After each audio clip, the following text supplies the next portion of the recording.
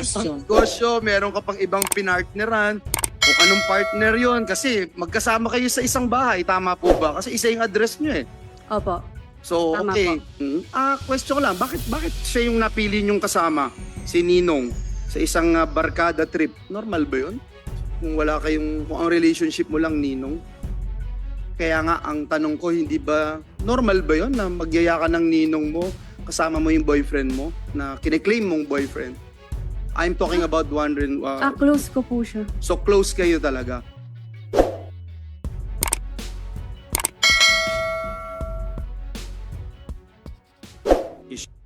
Dating Pogo employees sa Porac, kina Miss Cassie Leong at Duan Renbu na nag-relocate lang sa Cebu, in addition dun sa parang manual or analog na money laundering, no? 8 million pesos in cash na sinubukan nilang ilabas dyan sa Pogo Hub sa Cebu. Ano pa po yung pinaka-notable para sa PAOK na naibunyag ng raid na ito? Yung isang kinasuhan po natin, si Ginoong Xiaolong, is actually one of our subject persons of interest dun sa Lucky South 99. Siya po yung sinundan natin at sila po yung nahuli natin at nakasuhan natin dito sa Lapu-Lapu. The inquest proceedings, meron na tayong resolution. Arraignment will be on Monday. So we're just clarifying with the IACAT Region 7 if we would have to bring in all the individuals back to Lapu-Lapu for the arraignment because we brought to Manila all the foreign nationals, ma'am, around 169 of them. Opo. Yung pangalan ng tao, Xiaolong? Xiaolong, yes, ma'am. Nakakainis, no? Malapit pa sa pangalan ng isang pagkain na masarap. Yes, ma'am. Naging biruan po Nakakainis. namin yan. Yes, ma'am. Diinan niyo siya sa kasong iyan. Yes, ma'am. Several witnesses have pointed to the man as one of the actual operators of Lucky South 99 Yes. na nakatakas po noong June 3. Yun nga po, babanggitin lang namin na nilipad po sila. Actually, 300 of them were flown from Clark International Airport to Lapu-Lapu. At 169 lamang po yung nakuha namin sapagkat yung ibang mga area sa subject ng mission order nung pinasok ko namin, walang mga tao. Siguro po nagpapahinga, lumabas and whatsoever. So, obviously, ma'am, Madam Chair, honorable members of this Senate, meron pa hong ibang foreign nationals operating within the province of Cebu na kinakailangan pa ho nating mahuli. Tama po. Madam Chair, if I may.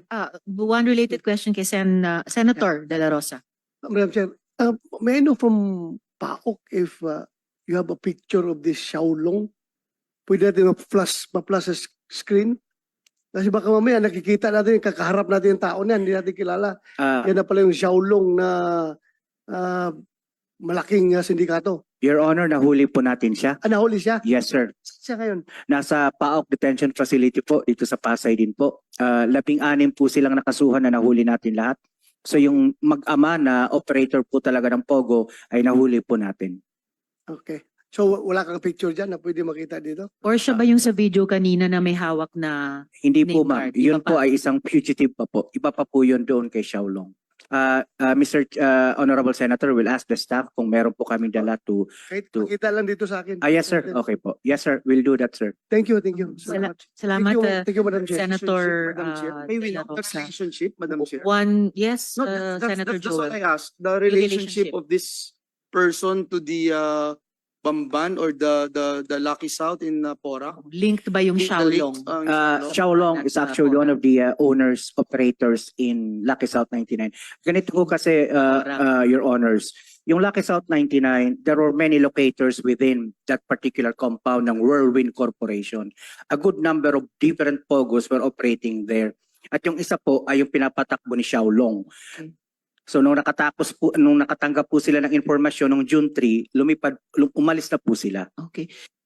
Quick question kay Miss Cassie Leong, Miss Cassandra. Kilala niyo po si Xiaolong? Hindi po, Madam Chair. Paano po posible yon? Kasi binabanggit po si Xiaolong in connection pareho sa Lucky South 99 at sa Whirlwind Corporation. Mula sa simula, yun lamang yung sinasabi mong konektado ka. One more time, Miss Cassie, kilala mo ba si Xiaolong na associated Hindi lamang sa Lucky South 99, kundi pati sa Whirlwind. And I remind you, you are under oath. Ito yung unang pagsagot mo sa amin, so magandang totoo yung isasagot nyo sa amin. Kilala nyo ba si Xiaolong? No po, Madam Chair. Okay, tatanungin pa namin ikaw ulit sa mga susunod. Director, hindi, bago ko yung follow-up question ko kay Director, Miss Cassie, kasi meron din akong tanong sa iyo tungkol dun sa isa pang tao. We just got this information quite recently. Alam mo ba na ang ninong mo na si Duan Renwu ay wanted fugitive sa China? No po, Madam Chair. Pero ninong niya si Duan Renwu. Balik kay... You want to say something else, Miss Cassie? On the mic, please. Wala po, Madam Chair. Alright, matatanong ka Madam pa Chair, namin. Hindi- Senator hindi- Joel, before I hindi go lang back po to ako- Director. Hindi lang po ako makamove Director on because Casio. hindi niya gaanong kilala and yung relationship niya kasi kay Duan Renwu, ninong mo lang siya, hindi ka ba niya empleyado o kapartner? Partner po sa business. Partner sa business. Sa Whirlwind po. Sa Whirlwind. Opo. Okay. Sa Sa hindi ka Whirlwind niya na empleyado? konektado si Xiaolong. Hindi ka empleyado ni Hindi, Duan si Ren? Duan Renwu po. May ninong po.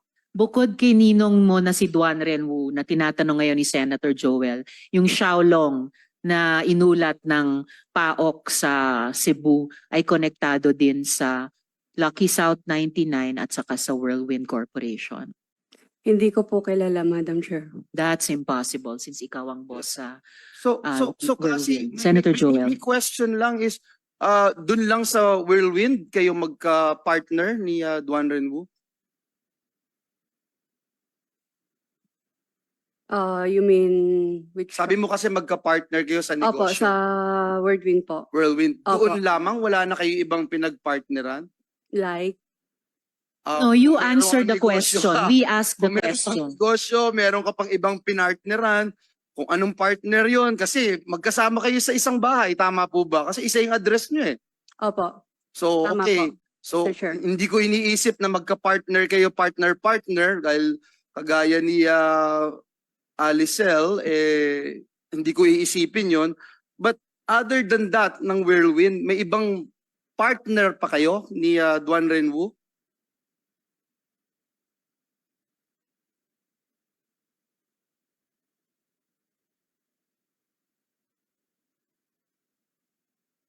Alam niyo, mahirap magsinungaling dito kasi marami kaming dokumento, marami kaming Meron ipapakita sa po. inyo. Yes, so meron. Opo. Ilang mga negosyo yung meron kayong partnership ni Duan Renwu? Mr. Chair, can I check it po? Can Sige I lang. double check Okay, po? sige, mamaya na lang Casino. And lagi kayong no? I mean, close kayo ng ninong mo, Cassie? Close kayo? Tumitira kayo sa isang bahay eh. Opo. Close kayo. Mm. Ano yung relationship mo kay ninong Duan Ren mo? Magkasama kayo sa mga trips. For example, magkasama kayo sa trip sa Taipei. Natatandaan mo yun?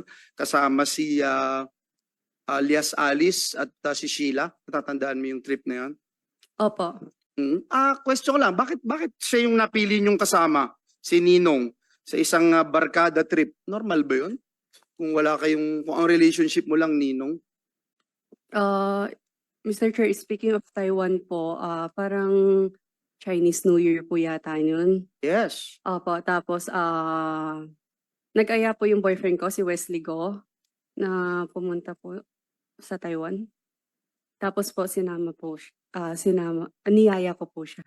Kaya nga, ang tanong ko, hindi ba, normal ba yun na magyaya ka ng ninong mo, kasama mo yung boyfriend mo, na kine-claim mong boyfriend? Normal sa'yo yun? Ninong, sama ka, third wheel ka namin ng boyfriend ko. Hindi lang naman po kami, Mr. Chair. Kaya nga, normal Opo. ba yun? So normal sa'yo yun? And Chinese New Year's, tayong mga Pilipino, I'm sorry, hindi ko alam kung you're a real Filipino, hindi ka magse-celebrate ng gaya ng Chinese New Year nang hindi ka super close sa isang tao. Is that correct? You mean sino po yung hindi ko po? Si Duan Renwu. I'm talking about Duan Renwu. Close ko po siya. So close kayo talaga. Opo. So again, hindi mo alam, sabi mo that international fugitive siya, hinahanap siya, wanted siya sa ibang bansa, pero tumitira ka sa the same house with him. Yes po, Mr. Chair. Ang dahilan at sabay kayong umalis noong June 11, bakit hindi mo kasama si Duan Renwu? Bakit siya yung ang kasabay mo, hindi pala si Wesley na boyfriend mo nung June 11? Noong June 11 po, travel po going to Singapore po. Yes, bakit Opo. hindi si Wesley ang kasabay mo? Bakit si Duan Ren? Nagkaayaan lang po. Si Duan Renwu, alam mo na isang dating police officer, Chinese police officer, alam mo po yun? Yes po. Marami ba siyang tauhan na Chinese military officials na nagpunta rin dito sa Pilipinas? Sa pagkakaalam ko po, wala po. Meron po kasi, no, marami pong nandito at sila yung tinuturong notorious dun sa mga torture chambers, mga kidnapping at mga crimes that committed here. Bakit ka nasa Malaysia nga pala, Miss Cassandra, with the Guo siblings? Kasi hindi ka sumabay sa kanila papunta doon, di ba? Tama po, Mr. Chair. Bali po si Wesley Go po, nag-message po siya sa akin na magta-travel po sila going to Malaysia. Sinabi niyang tatakas sila. No. Hindi mo alam na tatakas si Sheila at alias Alice at si Sheila patungong Malaysia? No po, Mr. Chair. Sige po. Madam Chair, I will not take the time of our colleagues. I will just propound my questions later. Thank you. Salamat. Thank you din, Senator Joel. Last two questions ko sa PAOK, Yusek Cruz. Nung nakaraang hearing, nabanggit yung mga pangalan ni na Duan Renwu, Huang Ziyang at saka Zhang Jie. Pwede nyo ba kaming i-inform kung nasa saan itong tatlong tao ngayon? And magkakasama po ba sila?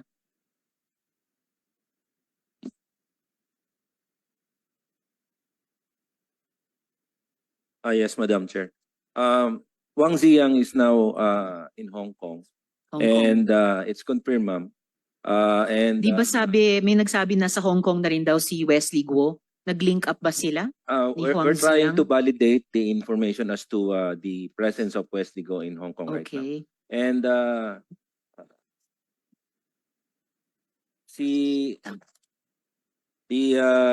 Mr. Duan Renwu, the former Chinese police officer, is now still in Malaysia. Malaysia. Indonesia, sorry, ma'am. Indonesia. And Zhang Jie. is still in Singapore. The one who helped Alice, former Mayor Alice Go. Siya yung in ZJ Singapore. po na nag-reserve ng mga kwarto. Yes, ma'am. That's the initial ZJ is Xiang Ji. Nasa Singapore pa po. Yes, ma'am. Okay, so hindi sila magkakasama. Quick follow-up question kay Miss Cassie.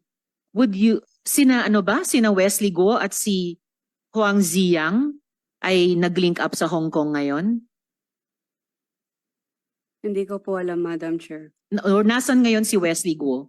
Hindi ko po alam. Hindi ka Sa tinatawagan, SP di ba, Pro Tempore. Madam Chair. Ba boyfriend mo? Yes po, Mr. Hindi ka Chair. natatawagan kung nasaan na siya. Hindi ka worried kung nasaan siya. O baka napatay na siya o ano. Kung may nangyari na sa kanya. Mr. Chair, Are yung you not concerned about his safety? Yes. Miss Mr. Cassie. Mr. Chair, yung mga phone ko po is nasa MBI right now. So wala po kaming contact. And I have new phone pero wala pong other contact po. Don't you know his number? No, Mr. Chair. Paano nagtatawag ka? Hindi mo alam number niya? Hindi ko po memorize. Paano kayo Mr. Chair. siya tumatawag sa'yo? Siya tumatawag sa'yo before? Ba't di mo alam ang number niya? Posible naman. Mr. Chair, if ever na nagkatawagan, nakasave na. So hindi ko rin po memorize. Alright. Yeah. Salamat, SP Pro Tempore. Huling tanong ko, Yusek Cruz sa PAOK. Well, lumalabas. Hanggang ngayon, lumalabas. Pinaglalaroan tayo ng mga dayuhang ito. Pinaglalaroan nila yung mga batas ng Pilipinas. mula sa illegal na gawain, kabuuan ng POGO, hanggang sa torture, human trafficking, pati pagtakas mula sa otoridad. So, sino po sa pagkaalam ng PAOK, yung mga dati at kasalukuyang opisyal ng gobyerno ang lumalabas na tumulong at nakinabang sa buong sindikatong ito?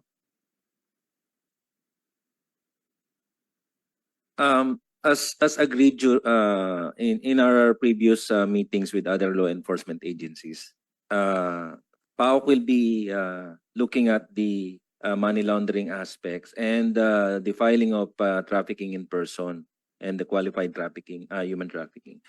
As to the involvement of the officers or officials of various agencies that were mentioned in some intelligence reports, ang usapan, ma'am, is they will be conducting their own investigation. Like for the PNP, they have their IAS, Internal Affairs Service, and the BI also have their own legal affairs, internal legal affairs. Ganon din, ma'am, sa NBI. So, hindi na kami, ma'am, pumasok courtesy, ma'am, sa mga agencies, ma'am. So what we focus on more is the money laundering, which yung nangyayari ngayon na pinapile nating kaso, ma'am, is a collaboration with all the agencies involved with PAOK as the team head, ma'am. So pero team head kayo, nagkaroon lang kayo ng division of labor Yes, in ma'am. terms of the major issues Yes, ma'am. konektado sa Yes, POGO. ma'am. Although narinig ko ulit dito sa tabi namin si Senator Joel, ang tagal lang talaga. And I hope na yung sinasabi niyong siguro institutional courtesy sa pagitan yung mga ahensya will not fall again into yung extreme and unreasonable na compartmentalization which partly has led to this problem. Meron ba kayong kahit time frame kayo bilang team head na either ni-recommend nyo, napagkasundoan yung mga ahensya within which you will finish your investigations at ma-i-inform nyo sa publiko? Kasi kami dito sa Senado, malamang mauuna sa inyo. Siguradong mauuna sa inyo sa pagsara nitong aming investigasyon and then we will present our committee report. Hindi naman kayo siguro masyadong matagal na mahuhuli sa amin? Do you have a time frame? Yes, ma'am. Actually, ma'am, every week we have this meetings, ma'am. And every time we always try to prepare for Senate hearings. Kasi, ma'am, we are anticipating that these questions will be asked as to what happened sa mga iniimbestigahan ng mga tauhan. But I think the agency is concerned, ma'am. Siguro, ma'am, we will remind the agencies, being the team head, ma'am, we will remind all the agencies that they come up with the result of their investigation already. Kasi nga, itong mga last few weeks, ma'am, we focus more on the filing of the cases. Yes, ma'am. So possibly within a month, matapos na yung mga investigasyon nyo? Yusek, shall I recognize Director yes. Casio? Yes. Madam Chair, we, as stated by the good Yusek, we have different taskings po. So we meet every week, and last week our prosecutorial team have discussed other cases to be filed in relation to the question that you were stating earlier on, Madam Chair. So I think we've given ourselves until the end of October to file to conclude all case filings in relation to Bamban. If I recall it right, ma'am. Right. O at least clear timetable yon, end of next month, Yes, ma'am. pag-file ng lahat ng kaso. We will Kaugnay ng conclude. Bamban. Yes, ma'am. Kailan naman po yung sa PORAC? PORAC, ma'am, nagsimula pa lang po tayo mag-file. We submitted for resolution. We submitted the complaint, if I'm not mistaken, only last week in relation to Lucky South 99. So we would defer to the Department of Justice panel of prosecutors, ma'am, as to their timetable. And dun sa mga kasong tatapusin yung i-file sa Bamban at sinimulan nyo lang trabahuin sa PORAC, hindi lang ito tungkol kina Guo Huaping. Meron ding mga government personnel or officials na kasabwat nila sa POGO operations mismo, the crimes related to the POGO operations at pati yung pagtakas ni Guo Huaping. Yes, ma'am, without going into specific details, the answer to the question is affirmative. Alright, salamat. Kasi sa ngayon, para sa amin, yun yung isang malaking gap pa. Dahil hindi naman pwedeng Guo Huaping lamang ang mananagot sa kung anumang mga krimen ang mapatunayang nagawa nila. But yung mga kasama natin sa gobyerno who aided and abetted, even profited, kung totoo yung mga lahat tayo nakakarinig na ganyang mga usap-usapan ng suhol, no? One of the worst things in government ay dapat matukoy din para yung hustisya ma-deliver sa ating mga kababayan. So huli na lamang before I turn over to SP Pro Tempore, Senator Jinggoy, isang tanong kay Miss Sheila mula sa akin sa hearing na to. So ulitin ko lang, talaga bang hindi mo alam na ikaw ang may-ari ng Alicel? Hindi po. Kasi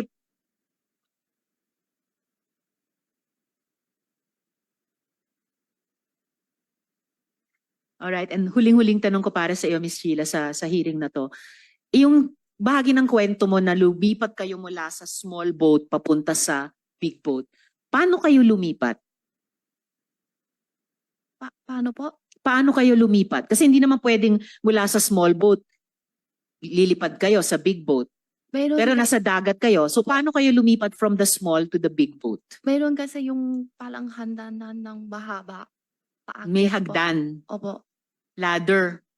Hindi ko alam kung ano tawag yun po. Yung hagdan ay dala sa small boat or galing sa big boat? Galing sa big boat. Galing sa big boat. Ano, sa gitna ng SP Pro dagat? Tempore. Opo, nasa dagat po. Sa gitna ng dagat, merong lumabas na ladder? Opo, yung galing sa malaki lamang. Tapos umakyat kayo sa ladder. Ganun ba? Opo, may naakyat po kami. Sa gitna ng dagat. Opo. Di ba So, pag- maalon? Medyo po. Pag nahulog, dire-diretso tubig. Opo. Oh, may mountain climbing na nangyayari dito. Kung totoo yung kwento mo, Miss Sheila. So, at this point, susunod na magtatanong, SP Pro Tempore, Senator Jinggoy. Thank you, have Madam the floor. Alias Alice, tumingin ka sa akin. Lumalabas na nakalap ng aking tanggapan, isa ka sa nagtayo ng 3 Lin Q Farm noong taong 2015. At ikaw mismo nagdeklarang CEO. Correct?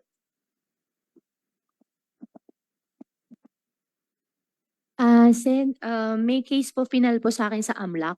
So, I invoke my right against self-incrimination po. Sorry po. May mga dokumento na eh. Pinapa-confirm ko lang sa'yo. Opo, Sen. Pero Ah? may na-file na rin po sa akin ng AMLAC. Okay, what is the nature of the business? The nature of the business po is piggery po. Okay, where is it located? Malabobo. Where? Malabobo, mga Tarem, Pangasinan. Mga Tarem. Is it still operational? Sa ngayon po, Sen, hindi ko po alam. Hindi mo alam pero ikaw CEO. Sen, I invoke my right against I'm just self-incrimination. asking you if it is still operational. That is not an incriminating question. Operating po, hindi ko po alam as of the moment po. Gaano kalaki itong farm nito? Gaano kalawak? Sen, pasensya na po talaga. Gaano kalawak? That is not an incriminating question. May final na po sa akin ng AMLAC po. That is for not that. an incriminating question. You answer. Opo, pero may na-file na po sa akin si AMLAC. So what? I'm just asking you, gaano kalawak? Sen, hindi ko po alam po yung exact po. At alam ko po, Sen, na since may na-file na po sa akin na AMLAC, I invoke my right against self-incrimination po. But I'm telling you, my question is not incriminating. So you can just answer. Ilan square meters? 1,000 ba? 2,000 ba? 3,000 ba? Sen, pasensya na po, may na-file na po sa akin ng AMLAC. Alam mo talagang... O ilan yung alaga mong baboy doon? Sen, pasensya na po talaga. Ha? Sen, may na-file na po kasi sa akin ng AMLAC. Kaya lahat po ng sasagutin ko po dito, may use against me po. Piggery lang yun. Hindi mo alam kung ilan yung baboy na ano. Why are you always invoking your right against self-incrimination? That is not... Attorney Stephen, you ask your client to answer that it's not an incriminating question. Gaano Your Honor, kalawak yung farm? I cannot teach my client to answer because it's up to her whether she knows whether the answer will incriminate her or or not. But do you think that my question is incriminating against her? It's not about how we think, Your Honor. It's about how she believes it will incriminate her. That's her right, Your Honor. That's her constitutional right. I know her rights, of course. She can always answer that, but we cannot ferret out the truth. If she always answers that way. Meron bang business permit? Yung ano? Your Honor, sa ngayon po, hindi ko rin po alam. Kasi nag-ooperate ang yung 3 Q farm, wala kayong business permit, wala kayong sanitary permit, wala kayong fire safety inspection permit, wala kayong DNR permit. Oh. At bakit hindi mo dineclare yung 3 Lin Q farm sa salin mo nung 2022 hanggang 2023?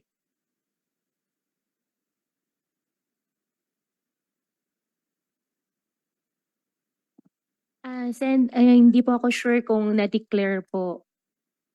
Madam Chair, can you please, Sofina, Duces Tecum, the salin? Of, meron na ba? Salin. Can you, okay, are you Yes, aware of, SP Pro Tempore, we will furnish it. are you aware of the bank transactions of your piggery, yung 3 Lin Q? Aware ka ba? Sen, anong pong transaction po? Okay. Ang pinupunto ko rito, okay, yung kumpanya mo with a 10 million capital had no financial activities in 2018, 2019, and 2020. And yet, bakit napakalaki ng mga bank transactions mo simula noong 2016 hanggang taong kasalukuyan? Between 2021 and 2024, may sudden surge in bank transactions amounting to about 650 million pesos based on the findings of the AMLA. In total, the bank transactions of your piggery farm amounted to 831 million from 2016 to 2024. Are you aware? Ganun ba kalaki yung pera? Sen, may final na po sa akin sa AMLAC po. I invoke my right against self-incrimination po. Lalabas at lalabas talaga yung katotohanan yan. Alam mo talaga sinungaling ka talaga, Madam Chair. Alam mo And talaga, SP Pro Tempore, in direct relation to that, Guo Huaping, you are in continuing contempt. You are continuing to be evasive, for the record. okay, thank you, Madam Chair.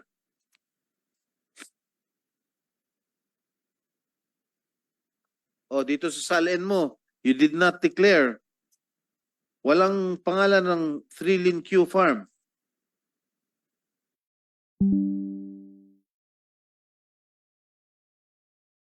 In your salin, you want me to confront with these papers, with these documents?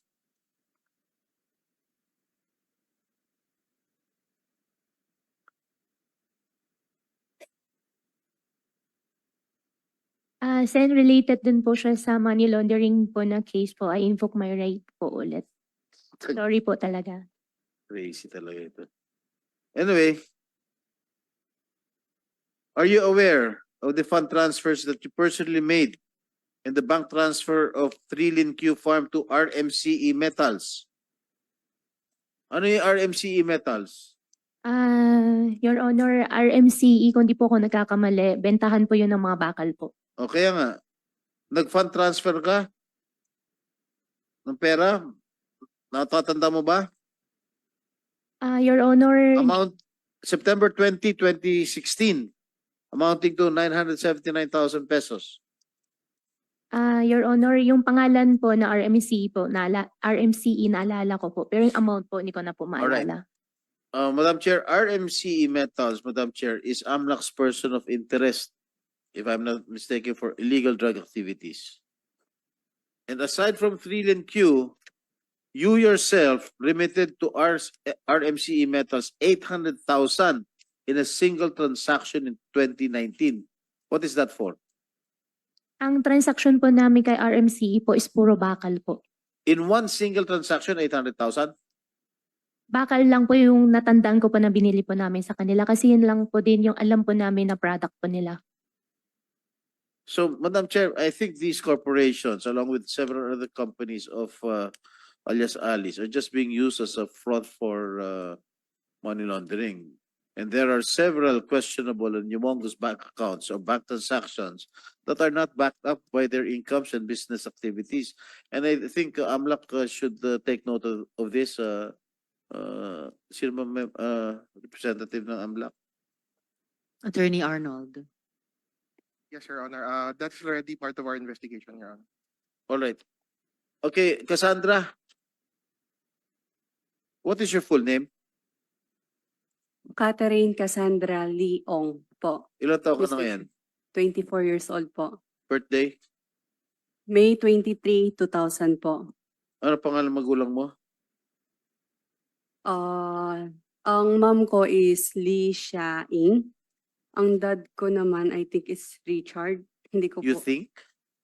hindi ko po alam yung full name ng dad ko kasi hindi ko po siya nakasama. Yung nanay mo? Lee Xia-ing. Lee Xia-ing. Ong Ying. Lixieying. Okay, saan ka pinanganak? Sa San Juan, Manila po. Ha? San Juan, Manila po. San Juan, Opo. Metro Manila. Opo. Kailan kababayan pala kita? Kailan kayo tumira sa San Juan? I think since until 2, 3 years old. Hindi ko po maalala. 2001. Since nung doon ako pinanganak, I think po. Tapos lumipat kami sa Binondo. Saan ka nakatira ngayon? Ngayon po, doon sa bahay sa Porac po. Bago ako umalis ng bansa. Sino kasama mo sa bahay mo? Si Ninong po. Doon sa bahay sa San Juan, may naalala ka Sa San pa? Juan po.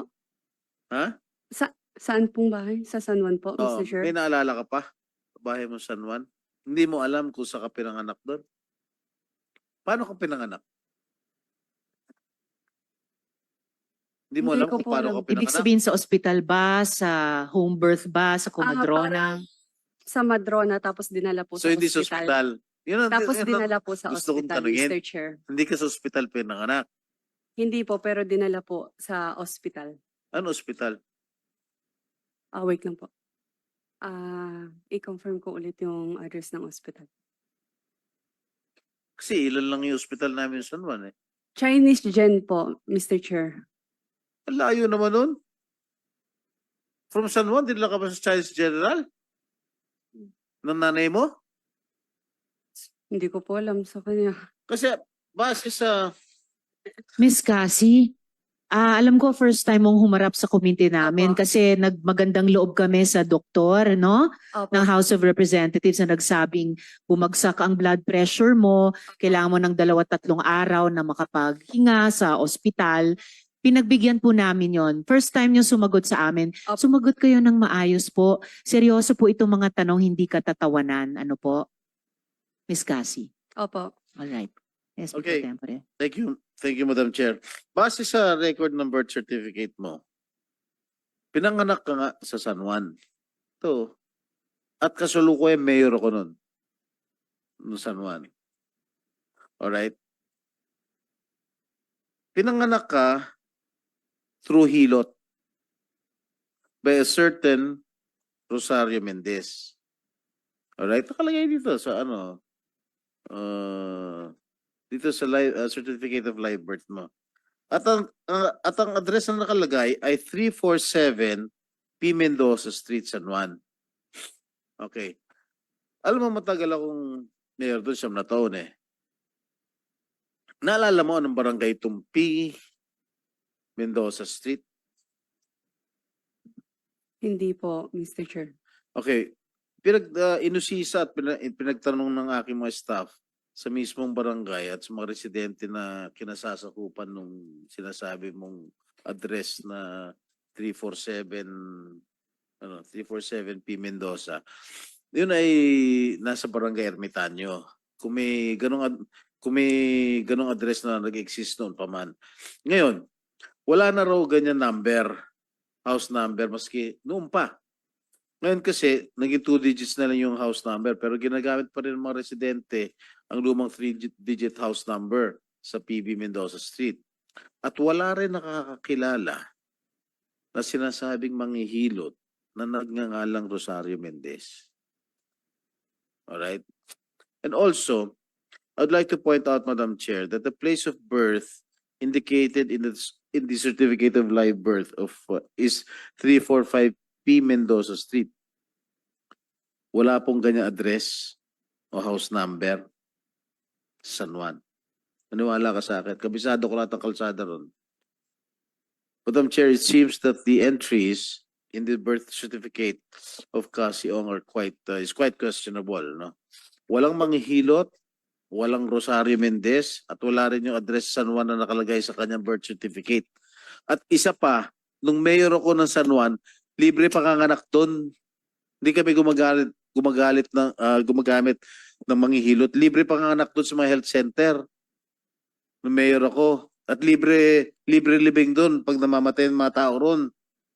SP Pro Tempore, tanungin ko lang ang COMSEC kung nandito pa ulit ngayon ang PSA.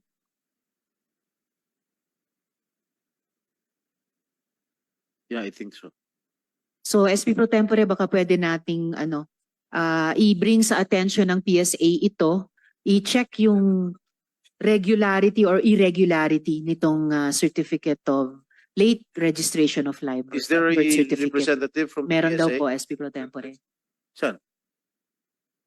Kayo po ba, taga PSA? Ayos. Nakapanumpa kayo kanina? Previously. Okay na po yun. Could you have a copy?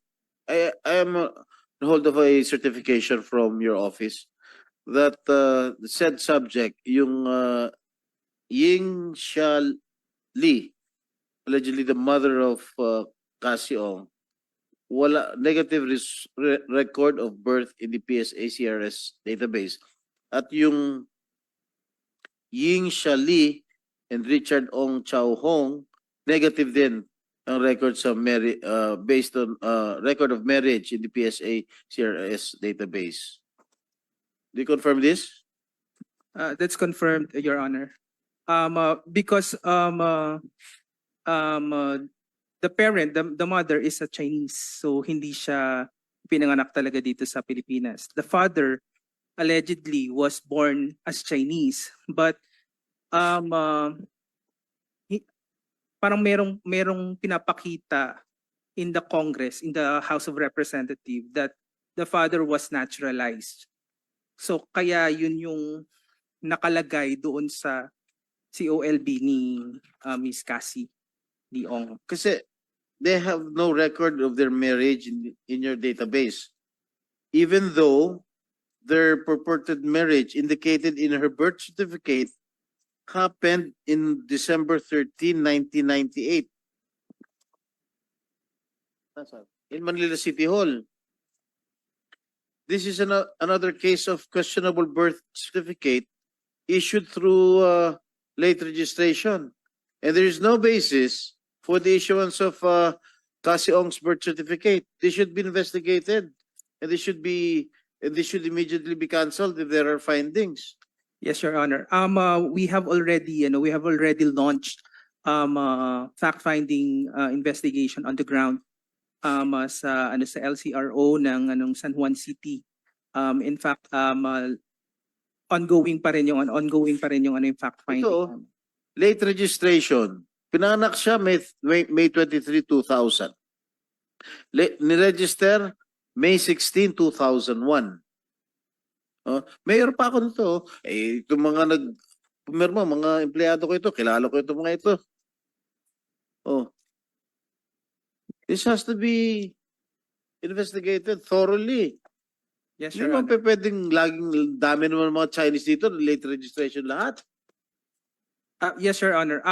That's one of the individuals na binabantayan ng PSA and are already subject of investigation, including yung mga iba pang mga may information po kami sa ibang LCROs din.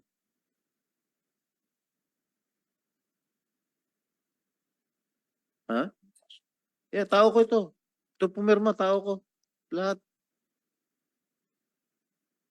Pero lumipat na lang.